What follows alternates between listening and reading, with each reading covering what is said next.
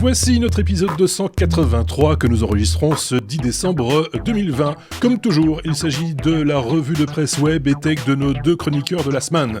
Je peux déjà vous dire que ce numéro se terminera de façon sensationnelle, mais avant cela, mes deux acolytes parleront de mariage entre le CES, Microsoft, Google ou Apple Music. Il sera également question de brevets, d'appareils photo, de radio FM, de voitures électriques, de gros drones et de non moins gros AirPods. On en parle justement dans un instant. N'hésitez pas à réagir, à partager ou à commenter cet épisode. N'oubliez pas de vous abonner si ce n'est pas encore le cas. Bonne écoute.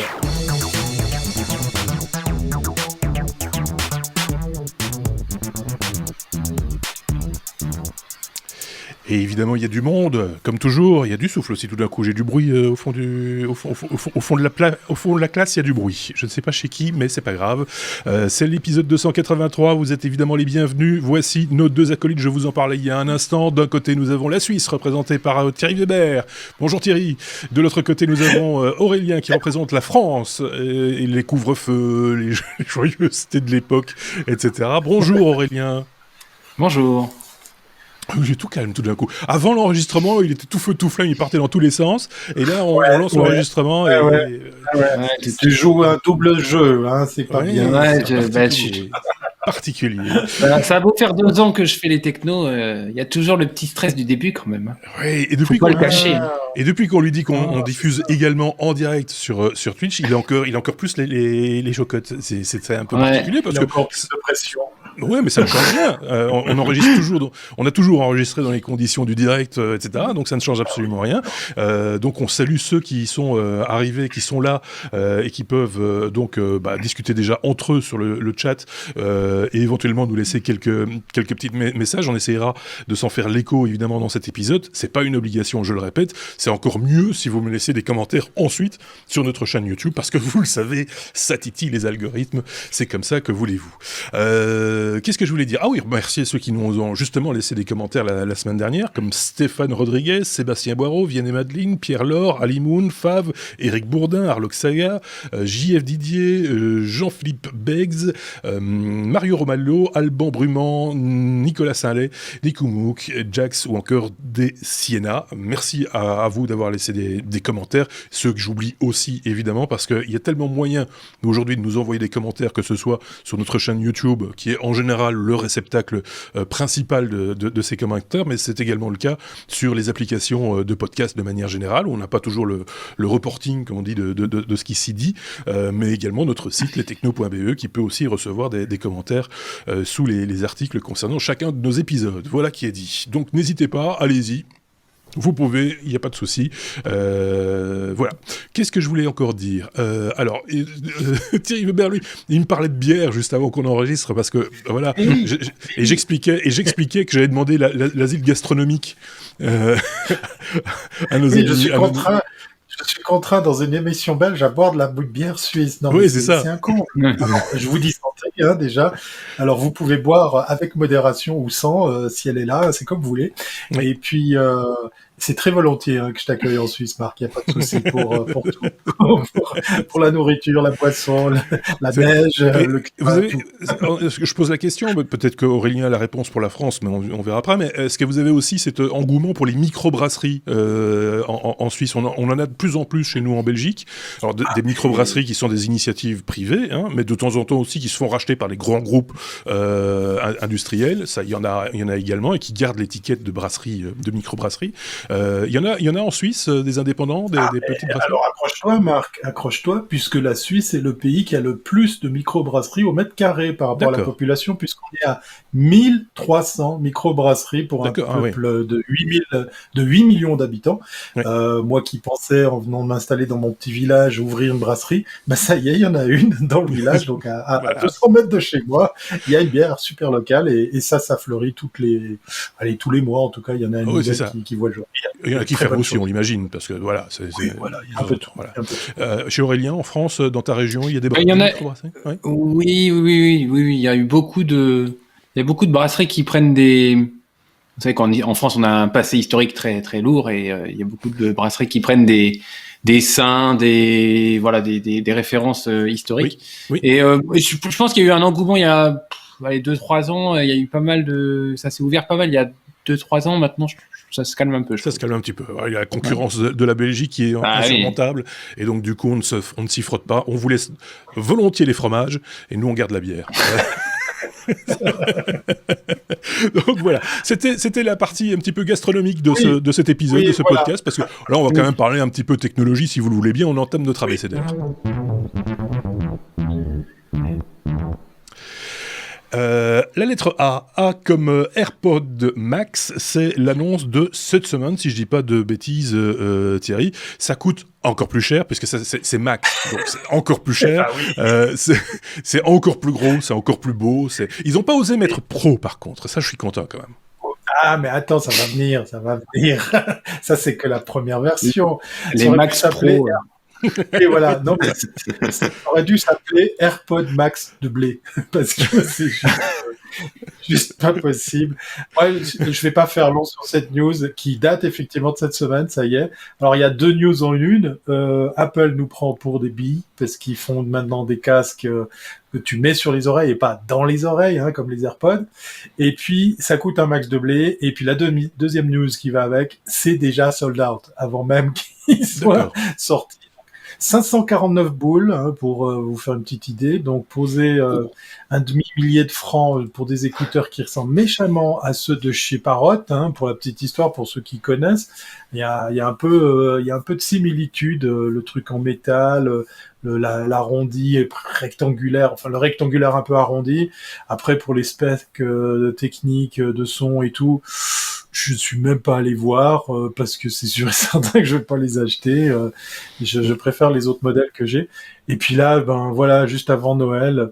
Et je voulais mettre cette news par rapport à celle que je vous avais proposée la dernière fois que je suis venu, en rapport avec les nouveaux Mac qui sortent avec la puce M1.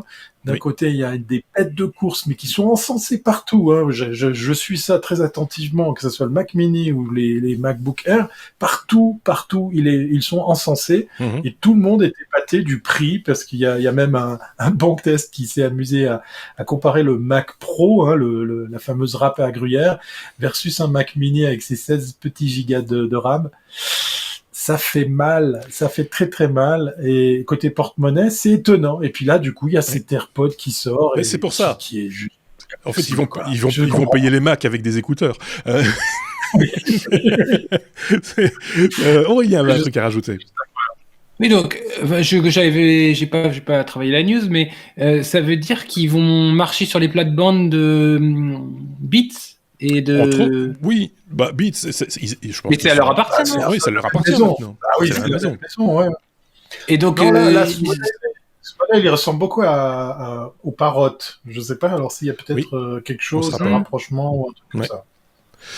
Parrot, marque française, tiens. Oui. Parce que c'est le podcast du chauvinisme ici, donc... Oui, tout à fait. Les parottes du français. Les parottes, mais ils sentent le fromage. Mais c'est ça. Mais ils sont aussi tactiles comme ça. Tu peux aussi monter le volume en glissant le doigt sur les écouteurs. T'as pas regardé ça, les fonctionnalités j'espère pour le prix qu'il y a ce genre de choses. Bon, alors j'ai une vision un peu, on va se calmer un tout petit peu, mais j'ai une vision un petit peu tronquée, on va dire, de ce genre de produit, parce que ça a été longtemps un outil de travail pour moi, les écouteurs, sans évidemment la fonction qui élimine le bruit, parce que sinon on ne s'entendrait plus parler, tu comprends, puisque la voix est un bruit et que je m'en servais comme retour pour pouvoir m'entendre et pouvoir poser la voix. Et donc donc pour moi c'est un petit peu des ovnis, et je ne comprends pas, mis à part bien sûr cette technologie fantastique, hein, qui est la suppression de bruit, c'est magnifique ce qu'on arrive à faire, mais en tant qu'utilisateur d'écouteurs et de casques, je ne comprends pas ce qui peut justifier ce genre de prix, très honnêtement. Voilà, les Beats, tu parlais des Beats par exemple, Aurélien, quand j'ai vu les prix de ces machins-là, je me suis dit mais attendez, ça c'est un casque. Ça, c'est un casque. Hein, un bon vieux DT770 sans publicité aucune. Sony en a un très bon aussi. Il y en a d'autres. Hein, voilà, il y a des marques connues, entre guillemets, qui font de très bons casques aux alentours de 120, 175 euros. Vous avez quelque chose qui est top, qui fonctionne super bien et voilà, et qui est fidèle. Voilà. Et ça, du coup, je comprends pas quand on passe la barre des 500 euros. J'ai connu des casques haute fidélité, très lourd d'ailleurs, parce que c'est une certaine masse, mais très fatigant à porter. Il y avait une marque comme ça, j'ai oublié le nom maintenant. Je me demande si c'est pas Kef à l'époque, mais le premier Kef, mais j'ai peur de dire des bêtises, où c'était haute fidélité, topissime, machin, etc. Ça coûtait très très cher, mais ça s'adressait à une population très limitée. Je veux dire, c'était voilà. Et il y avait le fameux modèle très design, très difficile à porter de chez BO. Oui, il y avait ça aussi. Oui. Comme une sorte d'arc comme ça. Ouais. Ça devait aussi coûter une blinde. Oui. Mais c'est comme tous les accessoires audiophiles, comme on disait à l'époque, ou qu'on dit encore aujourd'hui d'ailleurs, tous ces amplificateurs très très coûteux, à lampe, etc. Donc voilà, ça a son public, il faut le reconnaître. C'est fait pour des gens qui ont encore une ouïe correcte, entre guillemets. Mais là, on est en face d'une population jeune, entre guillemets, qui était élevée au bon grain du MP3 128 kilobits. Voilà, et avec des casques Beats et des écouteurs au suffixe pro, mais qui n'ont rien de pro. Voilà, c'est. Ils vont faire le Max Pro. T'en fais pas, ça va finir. Ce sera $200 de plus. Allez, on fait une petite. Il manque le plus. Max Pro plus. Ouais. Alors vous mettez ça dans les commentaires. Tout de suite, voilà, exactement. Oui. Et profitez-en pour nous dire ce que vous en pensez et voir si vous avez envie d'investir dans des écouteurs ou dans un casque, dans quelle marque, quel modèle, machin, etc. Partagez ça avec nous. Ça m'intéresse vraiment de savoir. Peut-être qu'un jour je m'achèterai une bonne paire d'écouteurs pour écouter de la musique sans le bruit environnant, etc. Mais là, pour l'instant, je vous avoue franchement que en tant qu'utilisateur d'écouteurs à un autre niveau, je vois pas fort l'intérêt. Enfin, bref, si ça vous plaît, et on respecte vos choix, évidemment, comme toujours. Allez, on passe à la lettre B. B comme brevet, Aurélien. Tu vas nous parler d'un appareil photo détachable. De quoi s'agit-il ? Oui, très belle transition, puisque on va voir si tu es fan ou pas, ou tu achètes ou pas cette nouveauté qui est parue dans un brevet de la marque Oppo. Donc ça m'amuse de voir un petit peu comment les ingénieurs veulent faire évoluer les smartphones et pourquoi ils le font. Et donc la marque Oppo qui est bien, on voit de plus en plus de publicité. Ce que je veux dire, c'est qu'ils se démocratisent. C'est ça que je cherchais. C'est ça, oui. A publié un brevet dans lequel il présente un appareil photo donc à l'arrière de votre smartphone qui serait détachable et donc qui permettrait de capturer des vidéos, des images sans toute la masse de votre smartphone. Alors, d'accord. Je me dis, mais pourquoi faire ? Alors, premier point, parce que ça permettrait de supprimer la caméra avant de votre smartphone et de faire réellement un borderless. Moi, j'ai un téléphone sur lequel, en haut, j'ai un petit appendice parce qu'il y a la petite caméra de devant qui prend une petite place sur l'écran. Et donc, cette technologie permettrait ce genre de choses. Et puis, on peut imaginer qu'on peut s'en servir on pourrait imaginer qu'au lieu d'avoir une GoPro, par exemple, on clipse ça sur sa lanière de sac à dos pour filmer à la place d'une GoPro, voilà. Alors par contre, je me suis dit, mais quels sont les vrais avantages et qu'est-ce que ça nous coûte ? En y réfléchissant un peu, ça veut dire que ce petit appareil photo, il faut qu'il ait une batterie. Donc ça veut dire que dans votre smartphone, vous aurez 2 batteries, une capacité de stockage, un système de recharge, parce que quand vous le reclipsez sur l'appareil photo, voilà. Mais je me demande je suis vraiment sceptique sur le rapport avantage sur inconvénient technique, avantage on va dire d'utilisation sur inconvénient technique à la solution, parce que franchement il y a quand même beaucoup d'inconvénients. Alors faut voir que ces histoires de smartphones avec amovible, il y a eu plein de projets. Il y a notamment le projet ARA de Google qui a été abandonné. Je sais pas si ça. Oui. Je pense que ça avait été Chronekeep dans les technos c'était en 2016. Donc oui, ARA, on en avait parlé à l'époque. Oui, il y a quelques saisons. Ouais. Il y a quelques saisons. Et donc l'intérêt, ça serait justement d'avoir primo d'avoir un appareil sans bordure. Deuxièmement, on peut imaginer ensuite, comme le projet ARA le proposait, d'accessoiriser son smartphone avec différentes caméras, différents appareils photo avec différents niveaux. Vous pourriez avoir, je sais pas moi, une caméra, un modèle à 8 mégapixels, un modèle à 12 mégapixels. Et puis voilà, pour décliner plusieurs accessoires sur son téléphone. Donc moi je suis bien, enfin on en parle souvent dans les technos. Il y a les smartphones pliables, les smartphones avec à clapet, les smartphones. Ça se cherche. Je pense qu'il va y avoir des tendances qui vont se dessiner. Mais c'est vrai que c'est assez intéressant. En tous les cas, techniquement, c'est assez intéressant de voir les recherches et les avantages et les inconvénients, enfin les recherches, vers où vont les ingénieurs et quels sont les inconvénients à toutes ces solutions. Alors, il existe des solutions modulaires. Je cherche mes mots aussi, du coup. Des solutions. Il y a le Fairphone, tu connais le Fairphone quand même. Hein, c'est le truc qui est, entre guillemets, le téléphone, le mobile, oui, équitable, éthique, etc., dont on a déjà parlé, effectivement, dans un hors-série qui le comparait, pas ce modèle-là, pas le Fairphone 3, qui est le dernier en date, mais le modèle précédent, et on l'avait osé comparer avec l'iPhone de l'époque, et tout en disant que, oui, effectivement, l'iPhone avait aussi des avantages, entre guillemets, et qui avait aussi des compétences éthiques, je vais dire ça comme ça, par rapport à un appareil comme le Fairphone, sans être aussi extrême que le Fairphone. Il est modulaire, certes, on comprend pourquoi, parce que effectivement, l'appareil photo est cassé, tu le remplaces juste l'appareil photo, la batterie est cassée, tu remplaces juste la batterie, enfin tous les organes, entre guillemets, importants du téléphone, la batterie, la mémoire, machin, etc., tu peux tout remplacer pour arriver à ne remplacer que ce qui est à remplacer, et donc faire aussi des économies de ce côté-là, et en tout cas des économies pour la planète, hein, toujours pour éviter d'avoir trop de trucs à recycler, machin, etc. Mais par contre, il n'y a pas cet aspect mobilité que tu peux avoir dans ce projet de caméra que tu extrais, qui est un outil à part entière, entre guillemets. Cette caméra, elle peut vivre sans son smartphone, si je comprends bien, même si on a besoin du smartphone sans doute encore pour l'activer, machin, etc. Donc il y a de la communication entre les deux, mais c'est pas juste pour remplacer la pièce, quoi. C'est ça que je veux dire, c'est pas juste pratico-pratique. Non. C'est vraiment pour photographier, enfin avoir vraiment quelque chose de très petit, très on peut le mettre partout, on peut photographier dans des endroits hyper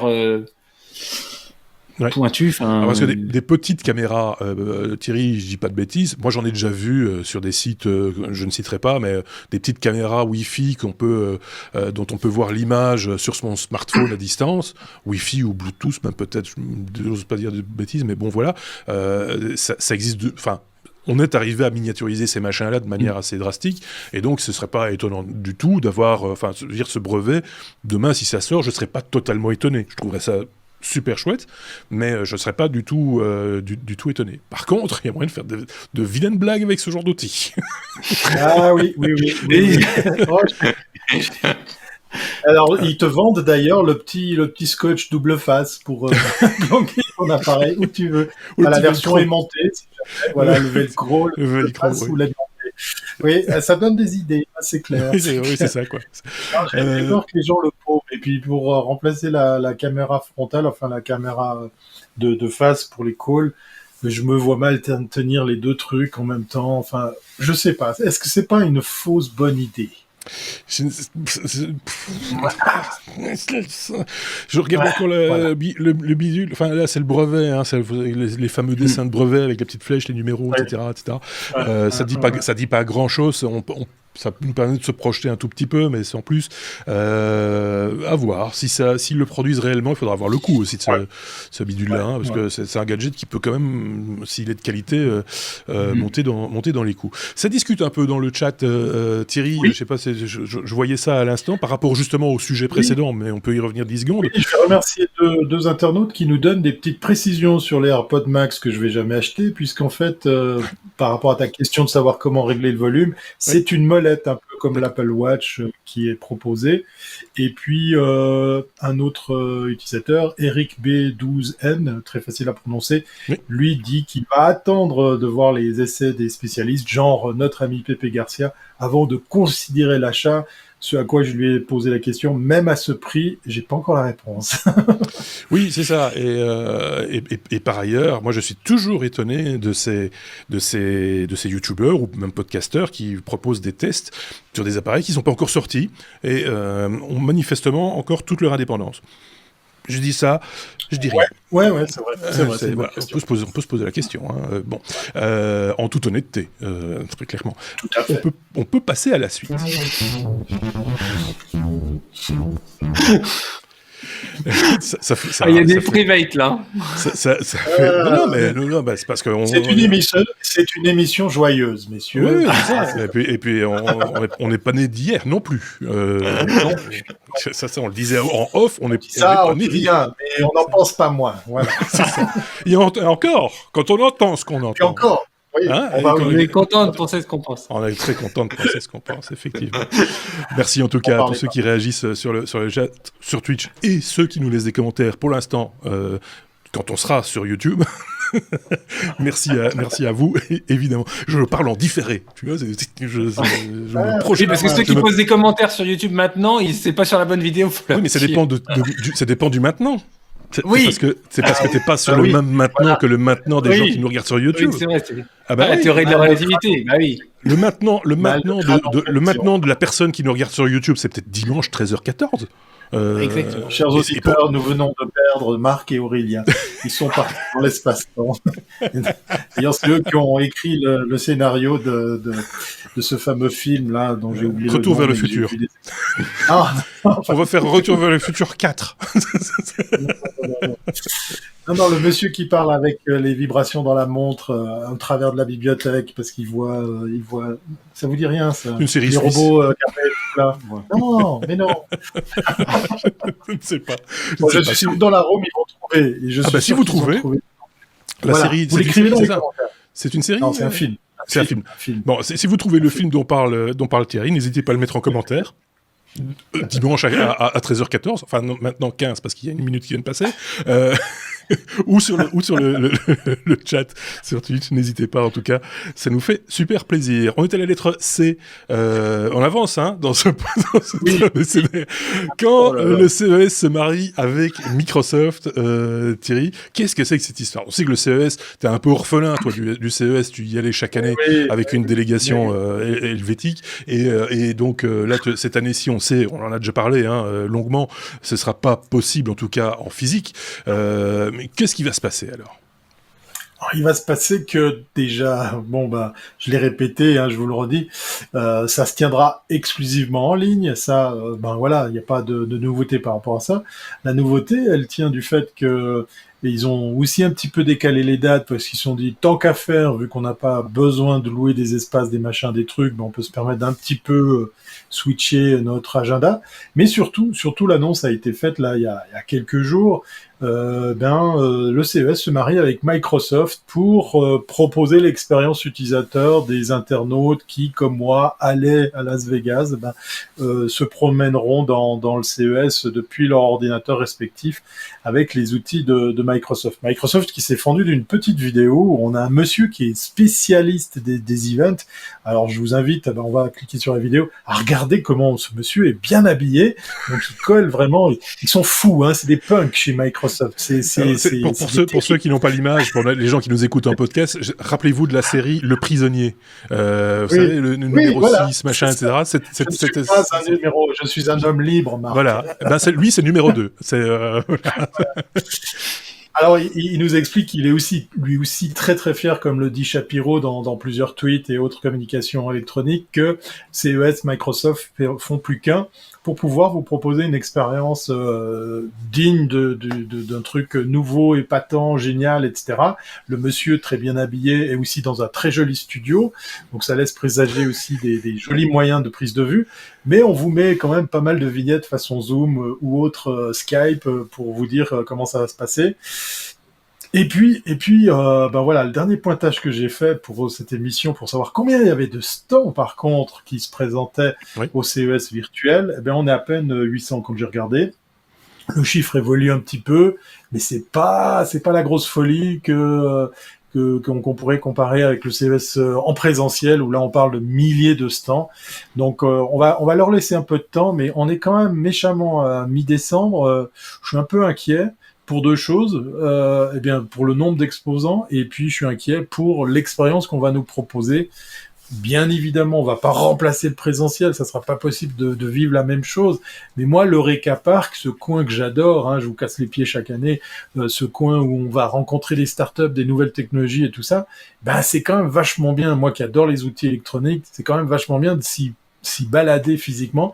Bien sûr. Là, j'ai beaucoup d'attentes, j'ai beaucoup d'appréhension sur comment ça va être restitué en ligne. Puisqu'effectivement, dans le cas précis, ben voilà, les outils de Microsoft, on le sait, hein, c'est du Teams, c'est des trucs comme ça. Alors, est-ce qu'ils vont venir avec des nouvelles technologies? Est-ce que ça va être un peu plus sexy que juste des vidéoconférences, des visioconférences? Je ne sais pas, mais voilà, je suis un peu dubitatif, et puis pour le moment, je suis un peu inquiet pour l'histoire des 800 stands versus les milliers qu'il y a d'habitude.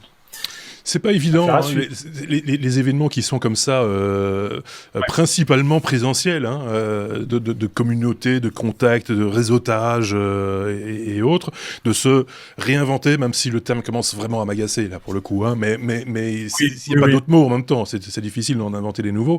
On a déjà inventé déconfinement une fois, on va le réinventer dans pas longtemps, on l'espère. Donc voilà, donc se réinventer, pourquoi pas. J'en profite pour tirer mon petit chapeau, Thierry, puisque tu as organisé comme chaque année, tu organises le meilleur du web, donc qui est aussi un endroit, un lieu. C'est une grande soirée normalement avec du monde. Après, on lève le coude, voilà, gentiment. Voilà, mais on a voilà, c'est ça. Et on offre des prix aux acteurs de l'internet suisse. Tu as présenté le meilleur du web il y a 3 semaines maintenant déjà. C'était 15 ou 25 novembre. Voilà, j'ai l'impression que c'était l'année passée tellement. Oui, c'est ça. Et donc, donc tu as dû, avec ta petite camarade, vous vous êtes réinventé, vous avez trouvé des gens qui vous ont mis à disposition des moyens techniques, et vous avez fait ça dans ce qu'on appelle un green key, donc dans un fond virtuel.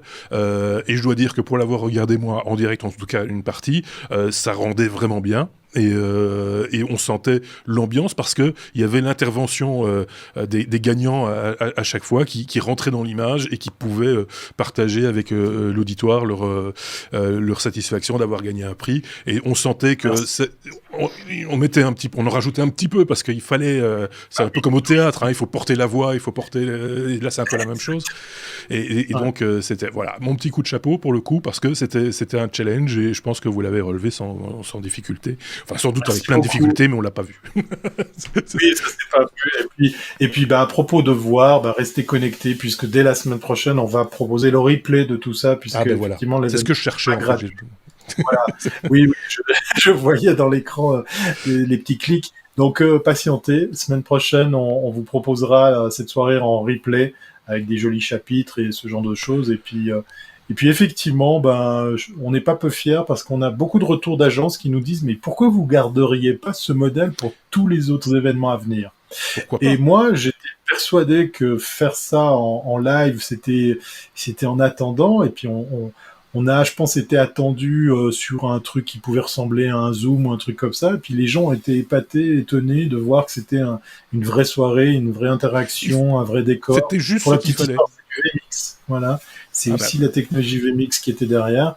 Et donc, du coup, j'ai été le premier surpris de voir que la plupart des gens nous disaient « Mais nous, on aimerait bien que vous continuiez sur cette formule. » Oui, ou de le faire, en profiter, parce que du coup, évidemment, ça demande moins de moyens, il n'y a pas de salle à réserve, enfin, il y a un studio, mais je veux dire, il faut pas ramener tout le monde, machin, etc. Peut-être l'internationaliser, du coup, peut-être le faire plus fréquemment, peut-être, voilà. Il y a plein de possibilités, ça ouvre plein de possibilités, et je pense que c'est de ça dont il faut s'inspirer.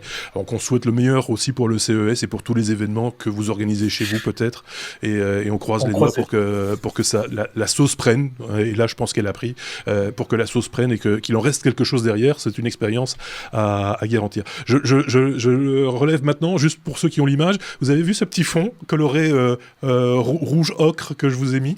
Vous n'avez pas noté ça, parce que normalement, c'est plutôt orange, un peu... Oui, c'est baroque. Oui, c'est un peu baroque, c'est un peu Noël. C'est un peu pour Noël. C'est un peu, j'ai fait ça comme ça. C'est joli. J'ai décoré la maison pour Noël. C'est un nouveau papier peint. Autant pour moi. Et donc voilà. Évidemment, ceux qui nous écoutent en podcast s'en foutent complètement, mais nous, c'est un petit cadre chaleureux qu'on vous propose. On passe à la suite. Avec un gros bébé. Oui, c'est un gros bébé. D comme drone.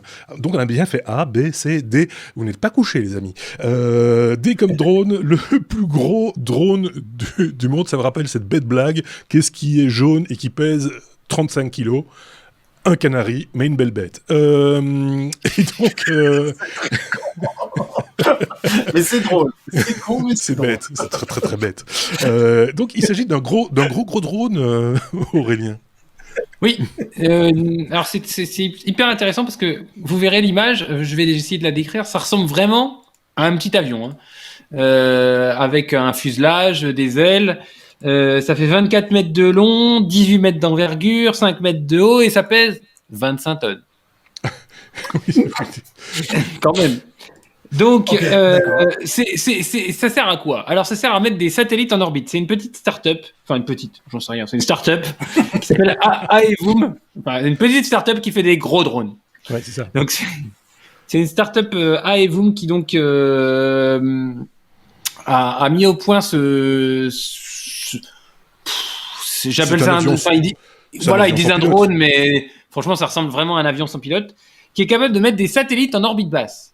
D'accord. Et alors là où c'est fort, c'est qu'en fait il décolle, il va à la bonne altitude et là ils mettent à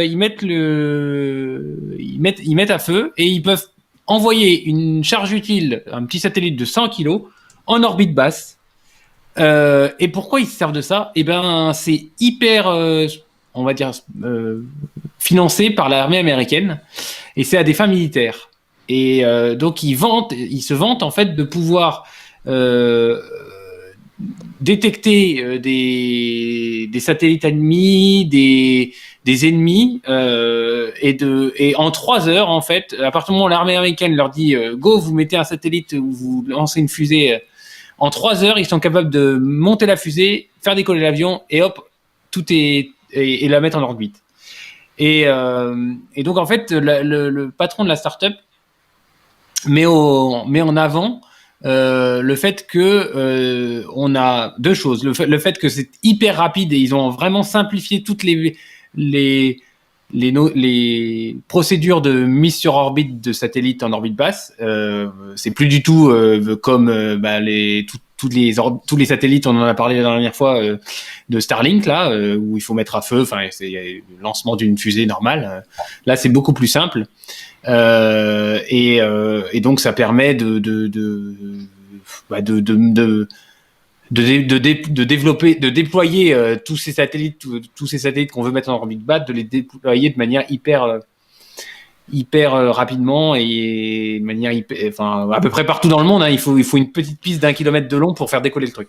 Et dernier point, à la fin de l'article, le PDG de cette startup dit que la frontière entre un avion de ligne et ce type de drone, donc d'avion sans pilote, devient de plus en plus fine et que ils ont vraiment travaillé sur la sûreté de fonctionnement pour que ce genre d'avion puisse voler en complète autonomie avec toutes les redondances qui sont nécessaires. Et donc à terme, de toute façon, je pense je sais pas si on le connaîtra nous, mais je pense si l'aviation civile existe encore, on pourra monter dans des avions sans pilote. Ouais. Moi, le jour où je monterai dans un avion où le pilote reste au sol, et moi je monte dans l'avion. Télétravail. Oui, que le pilote est en télétravail. Le home working du pilote, parce que en plus de ça, je connais des compagnies aériennes, je ne citerai pas de nom parce que j'ai pas envie qu'on se chope un procès, mais je connais des compagnies aériennes qui vont faire piloter 5 avions par le même pilote, au même instant, pour arriver à faire du rendement. Il n'est pas temps que je monte dans cet avion-là, ça je peux déjà vous le dire. C'est hors de question, parce que je pense que s'il y a ces possibilités avec ce drone en l'occurrence, c'est parce qu'il n'y a pas d'humain à bord et que donc du coup déjà il n'y a pas les chocottes parce qu'ils n'ont pas peur, et d'une part. et d'autre part, ils tombent pas malades, ils ont pas le vertige, ils vont pas se mettre, il n'y a pas besoin de petits sachets en papier pour vomir dedans. Enfin, vous voyez ce que je veux dire? Il y a tout l'aspect humain qui est retiré de l'engin, et donc du coup, ça permet de faire des choses qu'on n'aurait pas l'habitude de faire normalement. C'est ça le truc. Oui. Et voilà. Bon, c'est quand même une prouesse technologique, on peut pas leur retirer ça. Je ne dirais pas le contraire, Aurélien, soyons très clairs, mais c'est vrai que ça ressemble furieusement à un avion dont on aurait retiré le cockpit. Voilà, il y a pas d'autre mot. C'est comme ça, que voulez-vous. Donc, moi, je regarde pas par la fenêtre dans l'avion. Ils peuvent enlever les fenêtres, moi je regarde pas. Oui, c'est vrai.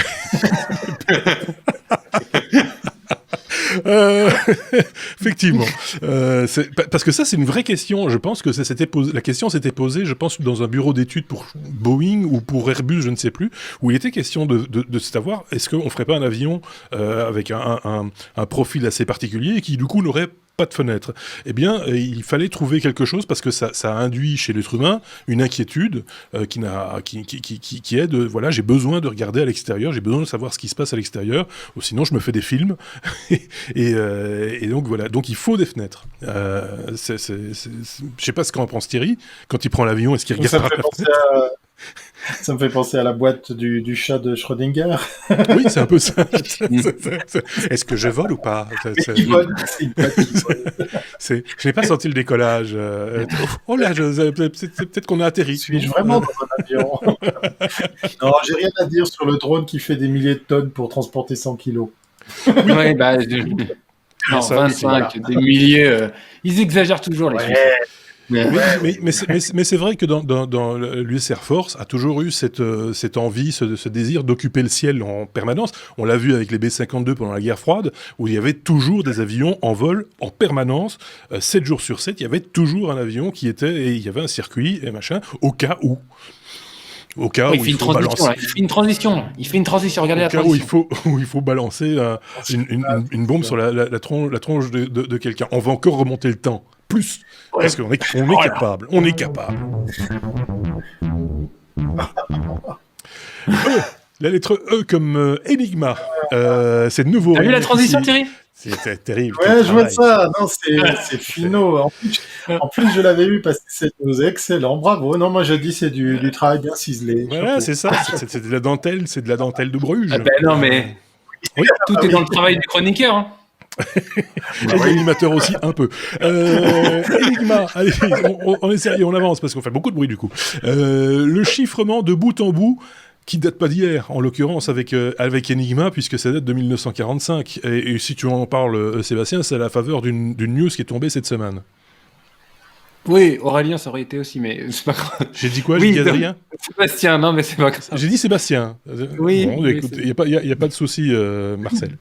Ok, donc oui, dans la mer Baltique, il y a des plongeurs qui ont trouvé une machine Enigma, donc pour ceux qui ne connaîtraient pas, donc qui a été jetée dans la mer en 45 a priori. Donc ça, pour ceux qui n'ont pas l'image, ça ressemble à une machine à écrire on va dire de l'ancien temps. C'est d'imaginer une petite boîte en bois rectangulaire, enfin pareil pubidique, qui s'ouvre.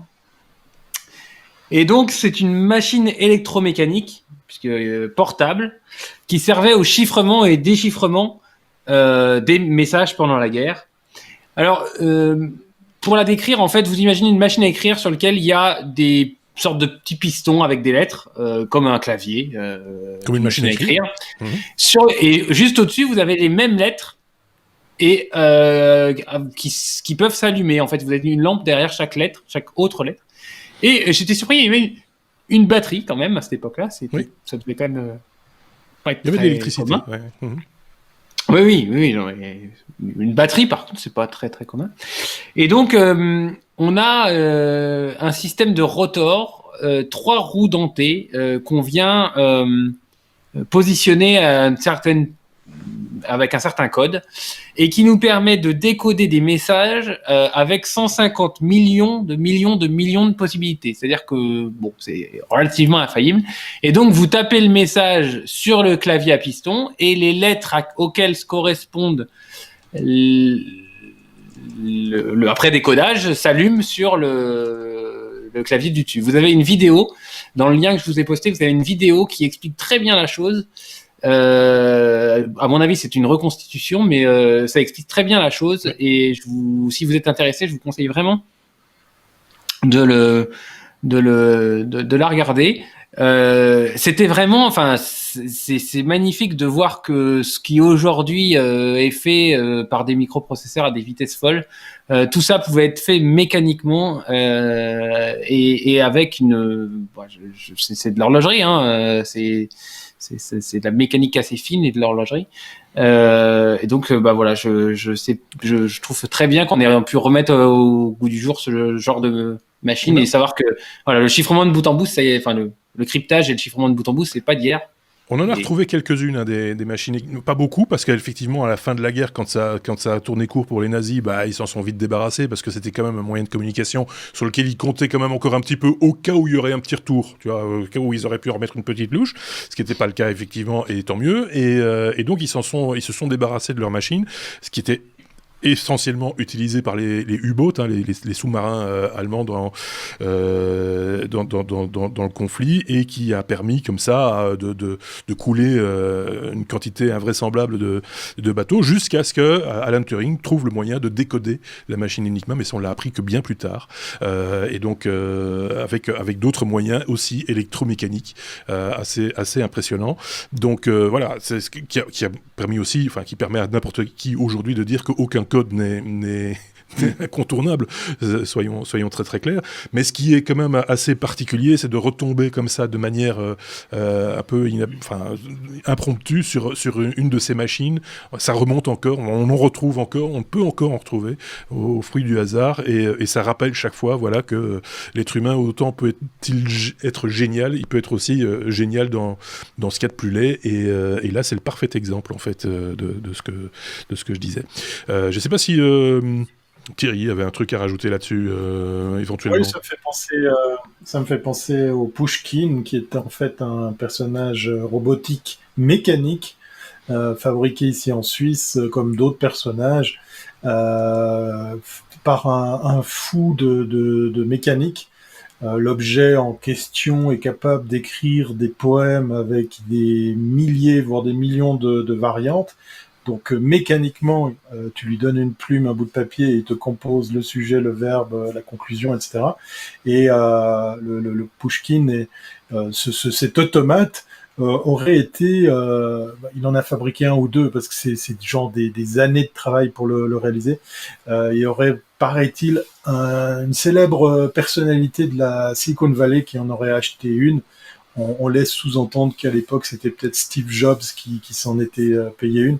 Et tout ça, c'est fabriqué pas loin, dans les montagnes du Jura vaudois, par un féru de mécanique qui a réussi à créer le hasard avec de la mécanique. Donc, il n'y a même plus du tout d'électricité. C'est juste fabuleux. C'est assez trippant, hein. Comme cette machine, comme l'Enigma, c'est fou de savoir des choses comme ça. C'était possible. Ouais.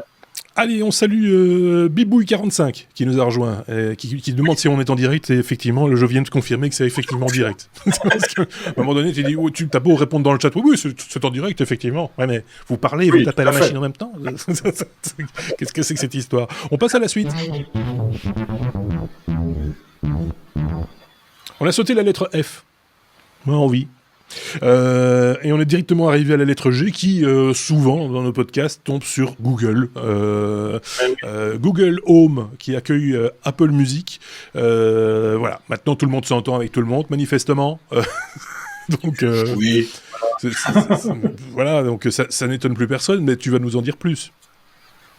Oui, et puis je vais pas vous tenir la jambe longtemps, puisqu'en fait j'ai testé tout ça ici en Suisse, c'est pas encore disponible. A priori, c'est en train de se propager. Ça y est, vos Google Home et autres assistants vocaux de la marque avec la grande lettre G pourront vous proposer autre chose que YouTube Music et Spotify comme provider de musique. Donc on pourra très bientôt, peut-être c'est une histoire d'heure, peut-être c'est une histoire de jour, très bientôt on pourra associer son compte Apple Music à son enceinte intelligente, son assistant vocal. Je me réjouis de tester ça, puisqu'en fait ce qui est intéressant avec Apple Music, pour avoir testé pendant un mois en version gratuite, je dois reconnaître que l'offre musicale est assez impressionnante. Maintenant, est-ce que je vais garder l'abonnement ? Pas sûr.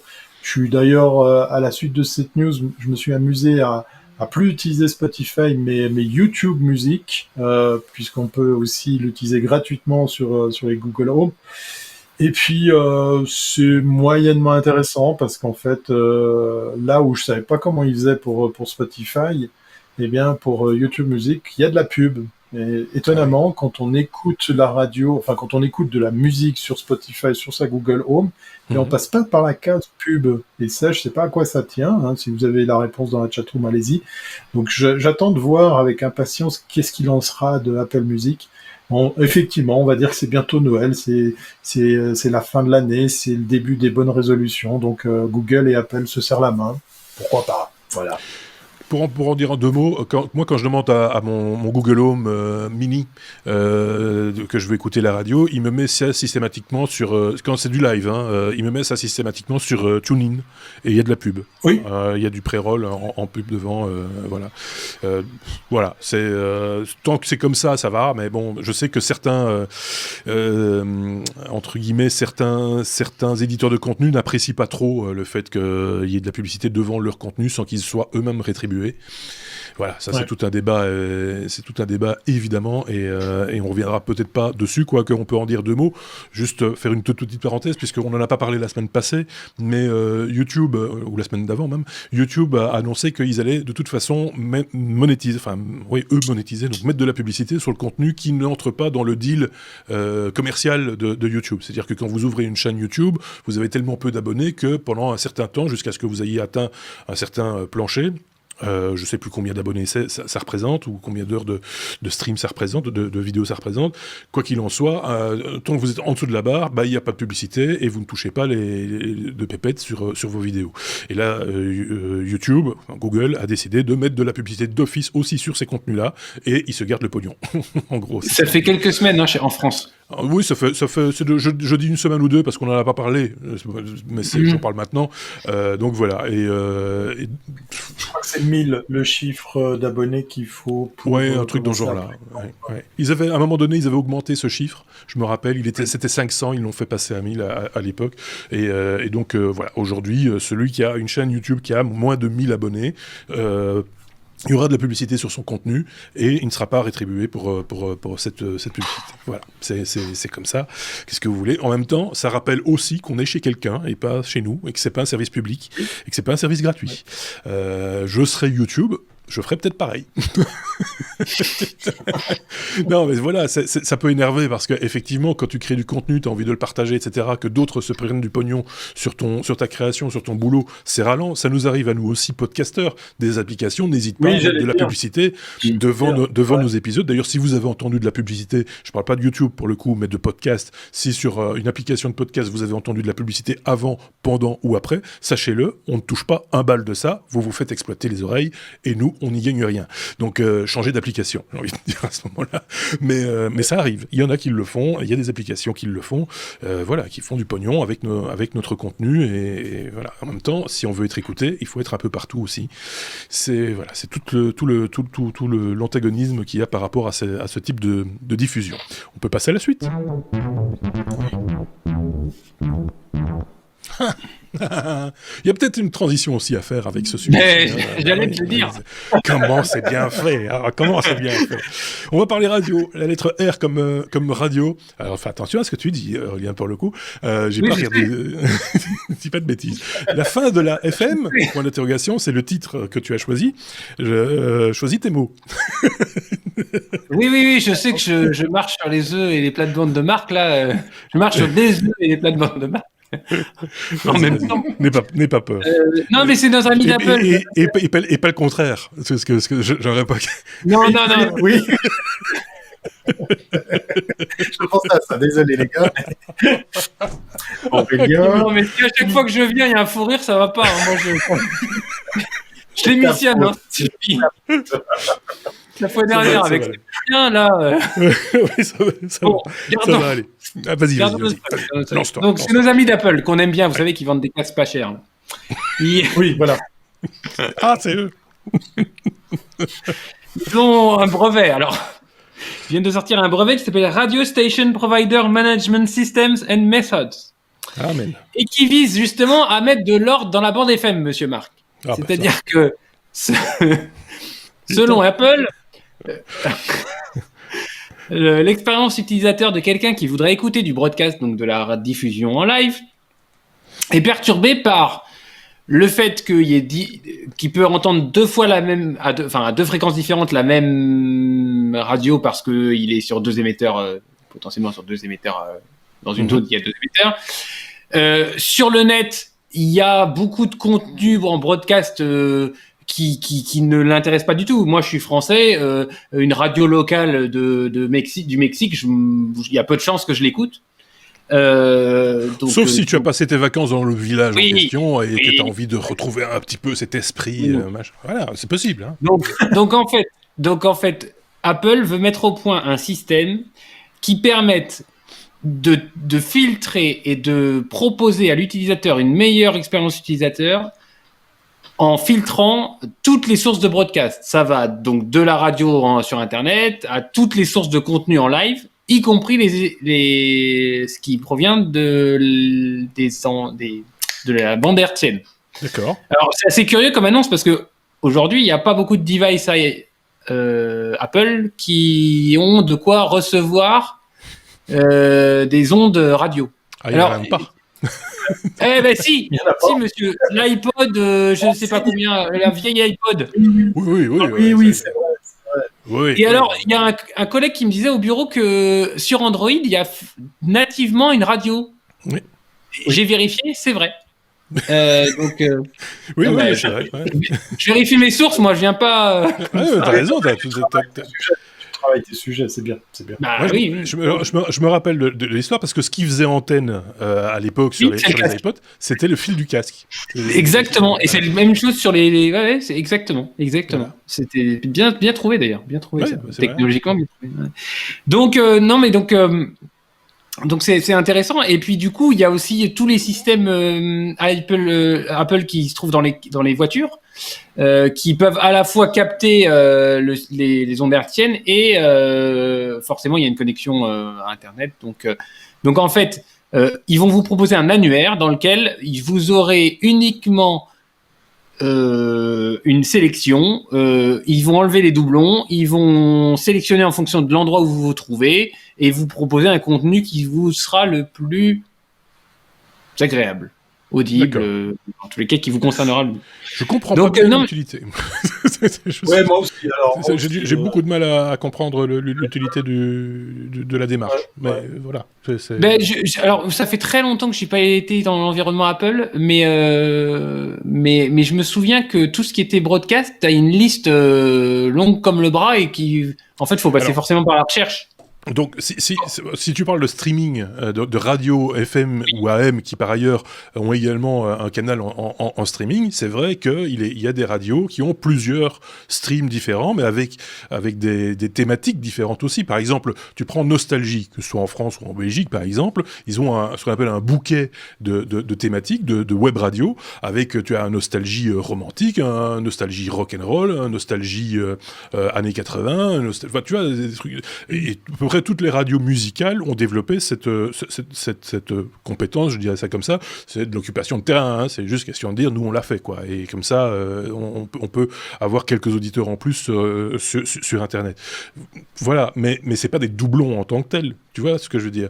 Par contre, ce qui peut arriver, ce qui est arrivé d'ailleurs dans le passé, ce qui est beaucoup moins le cas aujourd'hui, c'est que des réseaux de radio, qu'elles soient franchisées ou non, qui diffusent au travers d'un pays comme la France ou la Belgique par exemple, ils ont donc des antennes locales avec de la publicité locale, et une époque, c'est vrai, j'ai connu des radios qui avaient plusieurs services de streaming, parce que c'était la radio Dauphin Charleroi, qui n'était pas Radio Dauphin Bruxelles, qui n'était pas Radio Dauphin Trucmuche, et donc du coup il y avait plusieurs streams qui cohabitaient, alors que c'était le même contenu, il y avait juste une chose qui changeait, c'était la pub. mais pour le reste, voilà. Et donc là je comprends mal aujourd'hui l'intérêt de cette démarche là.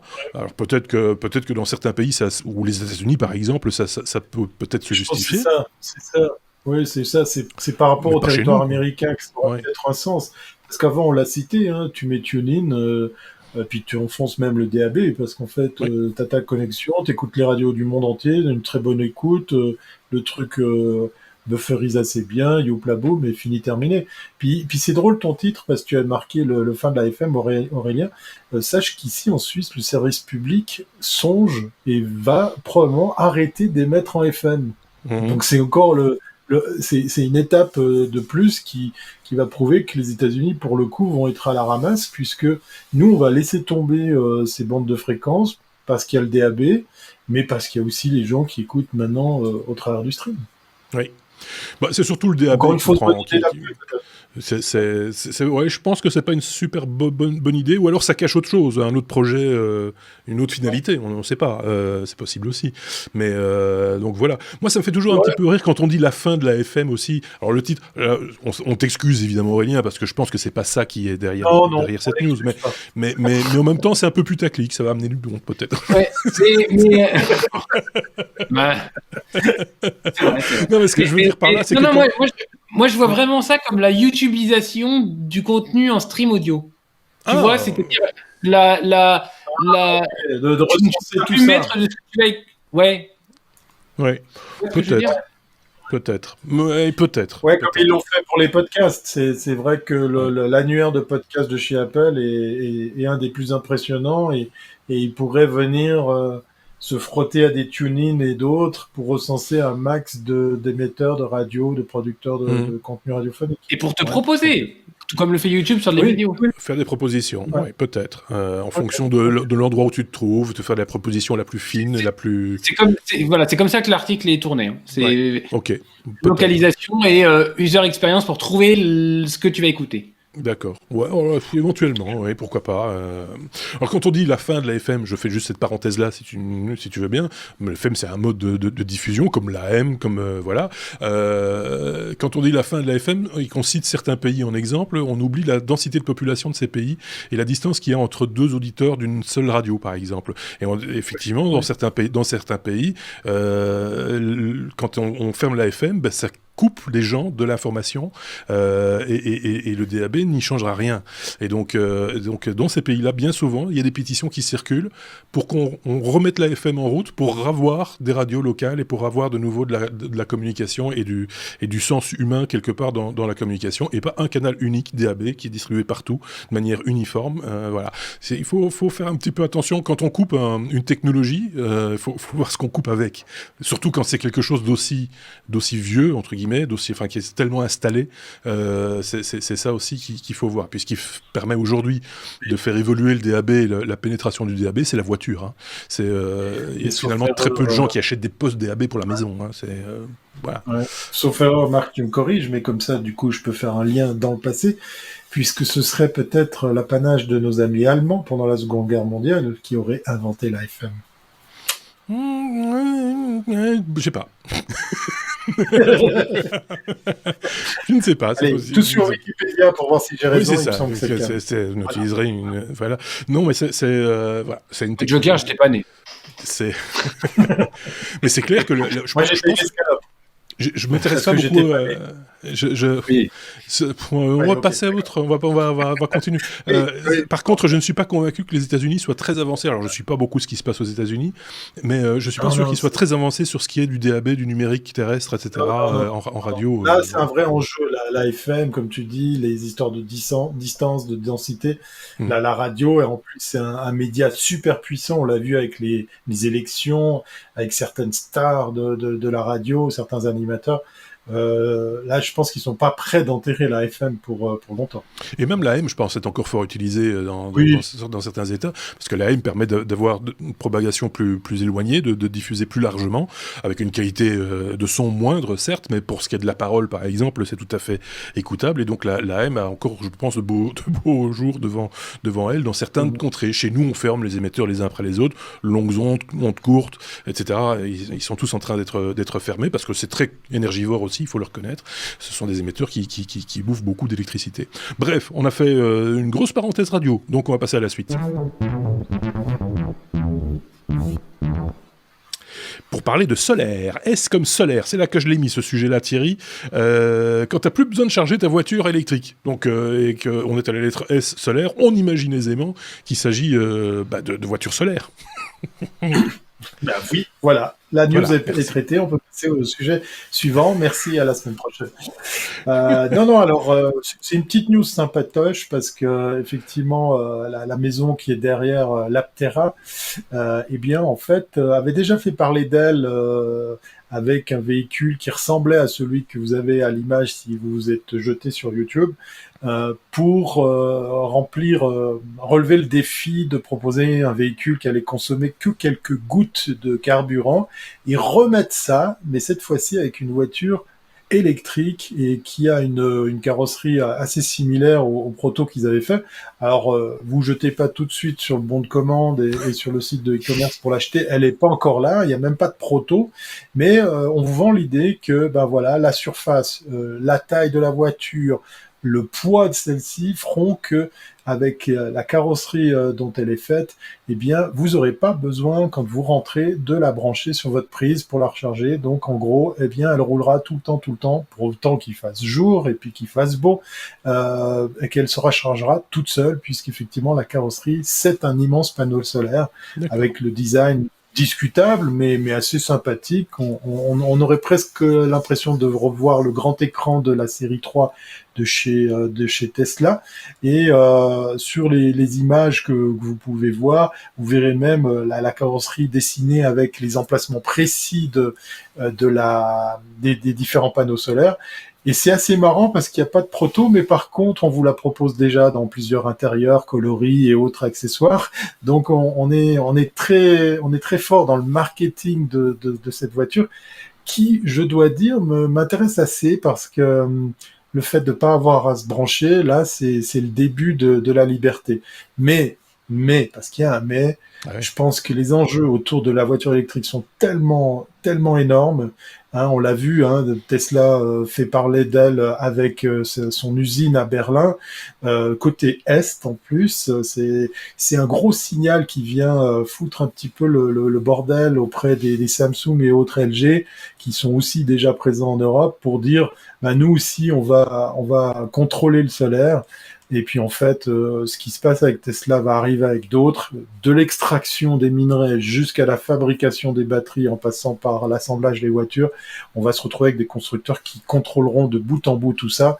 Pas besoin par exemple de citer l'exemple de Renault qui vous loue les voitures. La Zoé, elle est sympa, elle a presque un prix attractif, mais c'est complètement naze comme système puisqu'effectivement la location revient même plus cher qu'un leasing d'une voiture à essence, puisqu'on vous loue la batterie dans certaines variantes.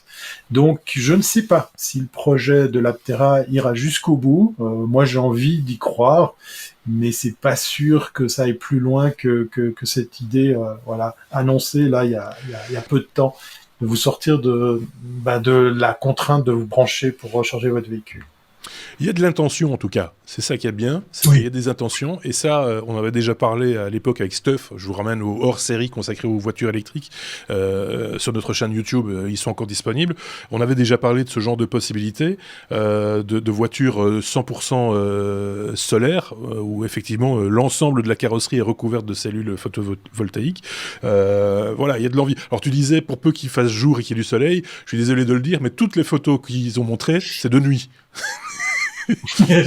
Juste pour tordre le cou à un canard en disant c'est pas parce qu'il fait nuit que pour autant tu n'as pas accumulé de l'énergie pendant la journée et que tu ne peux pas rouler en dehors des heures diurnes entre guillemets, et t'as même pas besoin d'avoir beaucoup de soleil, il suffit d'avoir déjà de la lumière du soleil, ça peut déjà être suffisant. Quoi qu'il en soit, c'est clair que le rendement, s'il fait gris, qu'il pleut, si vous êtes donc en Belgique, sera forcément moins intéressant. Je dis en Belgique ou dans le Nord, c'est un peu le même genre de climat. Alors juste une toute petite parenthèse, parce que tu nous as mis, comme on le fait chaque fois, c'est une revue de presse, donc vous avez les liens vers les sources qui ont permis à nos chroniqueurs d'alimenter cette revue de presse. Donc voilà. Smart Motion, le site dont on fait référence ici, il faut qu'ils arrêtent avec la publicité à outrance, c'est insupportable, il y en a partout, on ne sait plus où la foutre, et ça vient devant le contenu, donc tu ne sais pas regarder le contenu, parce que, voilà, ici, un encart sur la vidéo qui prend 95% de la surface de la vidéo, c'est juste impossible, c'est totalement contre-productif, on ne viendra plus chez vous. Voilà, c'est dommage parce que c'est sur leur site où on voit les fameuses images où vous pouvez vous faire une idée de la surface constituée par les cellules solaires. Ouais. C'est un beau site, il est bien fait, tout ce qu'on veut, et c'est intéressant, mais là je suis désolé de le dire, et je comprends, il faut vivre, il faut gagner des sous, machin, etc. Mais là, à ce stade-là, c'est un souci. Donc, il va falloir trouver d'autres solutions pour rentabiliser le boulot, clairement. Et nous, on est prêts à mettre en avant vos articles et à dire, allez regarder les articles sur Smart Motion by Futura, mais pas là, pas aujourd'hui, pas comme ça. Voilà, c'était mon petit coup de gueule du jour. C'est désolé. Sur le chat, quelqu'un nous fait une remarque, Monsieur Lahulotte. Monsieur Lahulotte, oui. Certaines radios prendront-elles le risque de se couper de toute une tranche d'auditeurs ? C'est le risque, c'est le sujet précédent, mais c'est vrai que c'est le risque d'une population entre guillemets vieillissante qui a ses habitudes, a son poste de radio, ne voit pas très bien pourquoi il faudra en racheter un nouveau pour écouter exactement la même chose. Et donc ceux-là seront resteront peut-être sur la touche si on coupe la FM comme on le préconise dans certains pays ou dans certaines régions. C'est effectivement un risque. Moi, je pense que le véritable enjeu aujourd'hui de la radio FM de manière générale, c'est pas tellement son mode de diffusion, c'est pas tellement la taille des tuyaux, c'est ce qu'on met dedans, c'est le contenu, et ça, il y a encore du progrès à faire, ou à refaire, entre guillemets, dans les semaines, les mois, les années qui viennent peut-être. Croisons les doigts, hein, c'est un vœu pieux.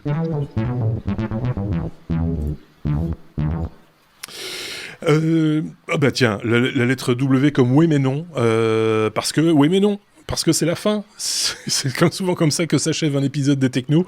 Vous le savez, le oui mais non, ça vient pas chaque semaine. Mais souvent, ça conclut un épisode par une petite news un peu improbable qui sort un peu des sentiers battus, technologique certes, mais où on se dit, tiens, qu'est-ce qu'on va bien pouvoir faire avec ce machin-là ? Et c'est qui nous l'amène cette semaine ? C'est Aurélien qui nous a trouvé un oui mais non. Et donc, je vais te tendre le micro pour parler de Zoom. Oui. Un oui mais non avec un Z pour bien clôturer l'épisode. Voilà. Donc oui, c'est nos amis Zoom. Zoom, vous les connaissez, hein, visioconférence, problème de confidentialité, tout ça. D'ailleurs, je voulais faire une petite remarque là-dessus. J'ai l'impression, dans le monde pro, que tout le monde a convergé vers Teams d'un coup.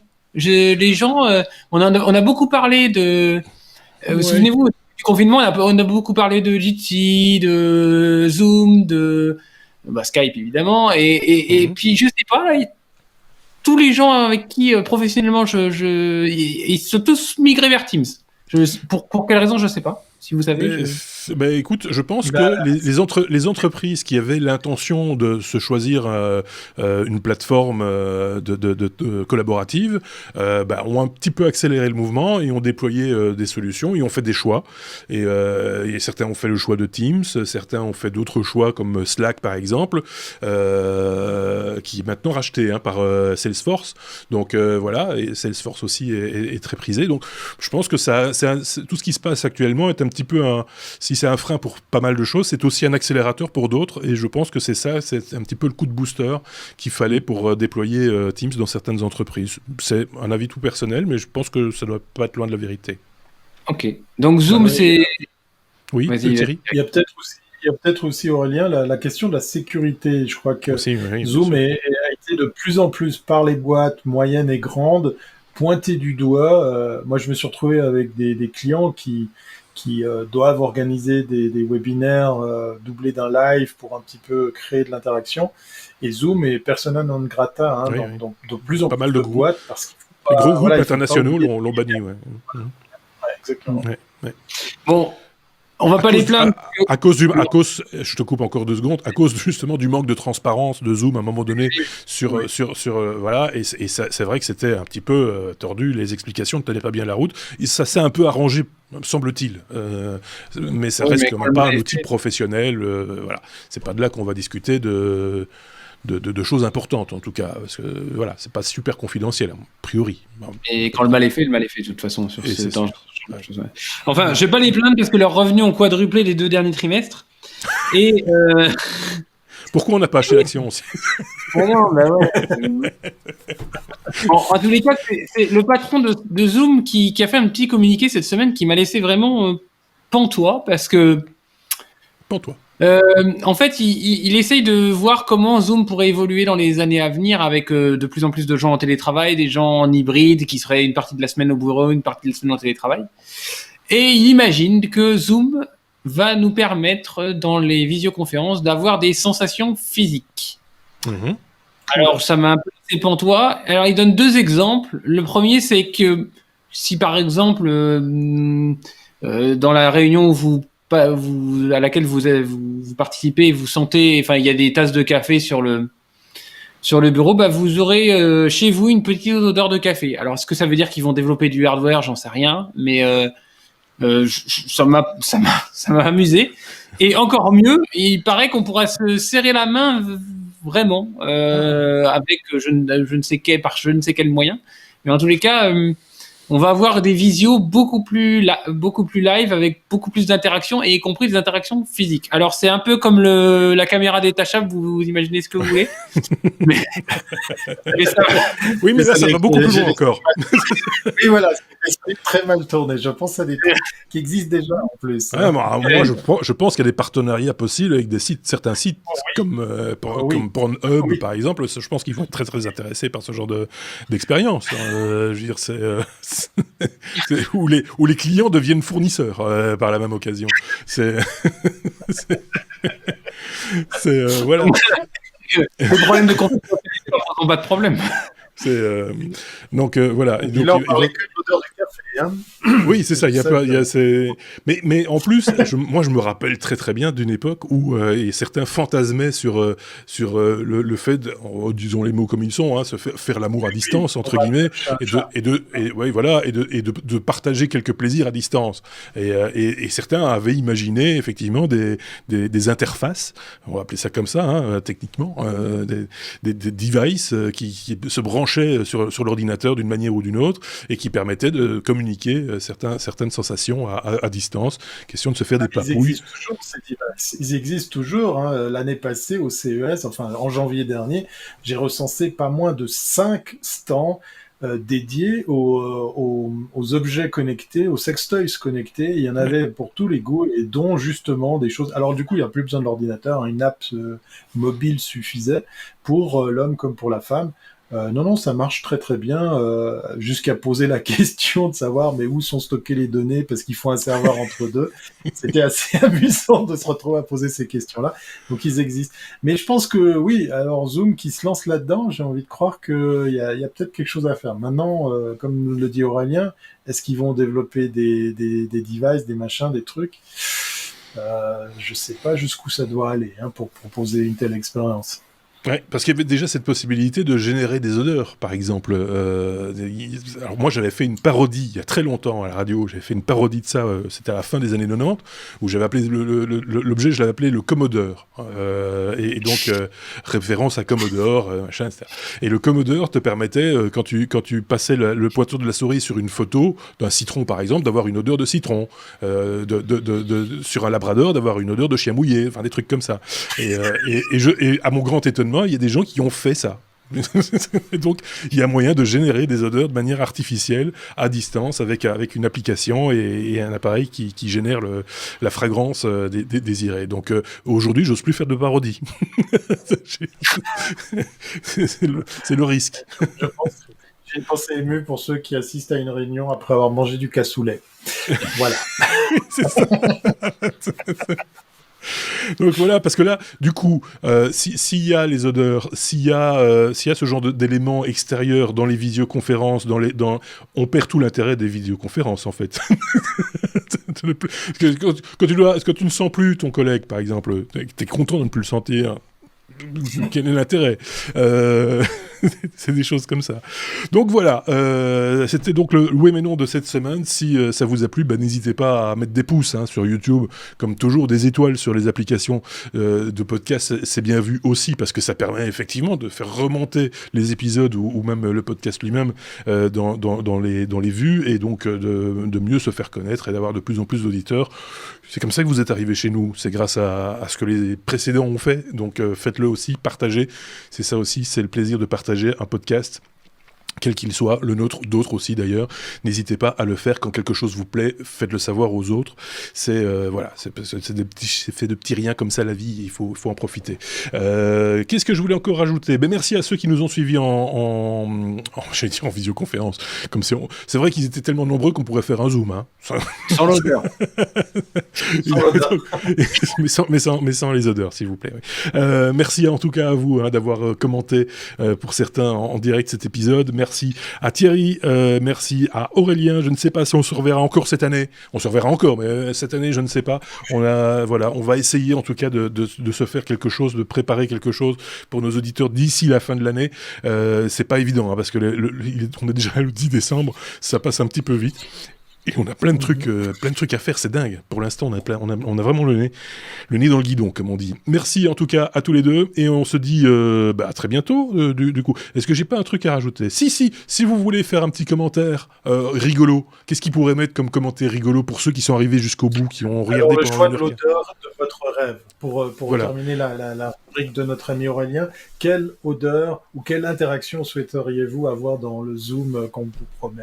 Voilà, exactement. Quelle interaction voudriez-vous avoir dans Zoom et avec qui ? Pour qu'on puisse comprendre. Donc merci à vous, et on se dit à très bientôt. Passez une bonne semaine et prenez soin de vous et des autres aussi.